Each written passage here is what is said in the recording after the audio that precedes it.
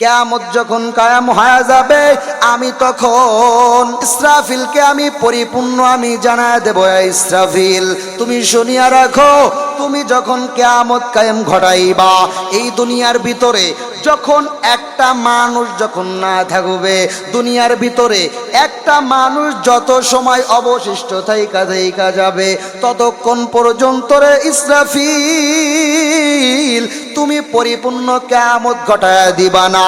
আমার আল্লাহ জানা দেয়, যখন একটা মানুষও যখন থাকবে না, ওই সময় তুমি কিয়ামত ঘটায় দিবা। আল্লাহর কাছে যখন অনুমতি চাইবে, আল্লাহ গো এখন তো দুনিয়ার বুকে কেউ নাই, আপনি এখন অনুমতি দেন, আমি যেন পরিপূর্ণ দুনিয়াকে আমি ধ্বংস করিয়া দিতে পারি। ইসরাফিল যখন অনুমতি নিয়ে নিবে, এই ইসরাফিলের অনুমতির পর আমার আল্লাহ জানায় দিবে, ইসরাফিল রে যা তুই তোর ফুৎকার জারি কইরা দে। যখন ইসরাফিল এই ফুৎকার জারি করিয়া দিবে,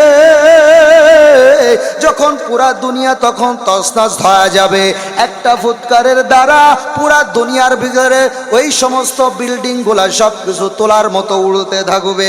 আল্লাহ পাক রব্বুল আলামিন বলবে, এ ইসরাফিল তুমি দুনিয়ার বুকে কেমন তুমি তুফান উঠাইলা?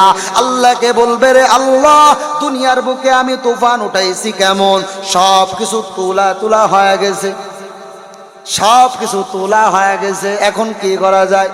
আল্লাহ তখন বলবে, আর একটা ফুৎকার দাও, দুনিয়ার ভিতরে সবকিছু পানি হয়ে যাবে। দুনিয়ার ভিতরে সবকিছু পানি হওয়ার পর তখন তুমি পরিপূর্ণ ক্ষান্ত হয়ে যাবা। এ দুনিয়ার মুসলমান ইমানদার আল্লাহর গোলাম, ভালো করিয়া বোঝা লাগবে, আমার আপনার দুনিয়া থেকে বিদায় নেওয়া লাগবে। কাইফা তাকফুরুনা বিল্লাহ ওয়া কুনতুম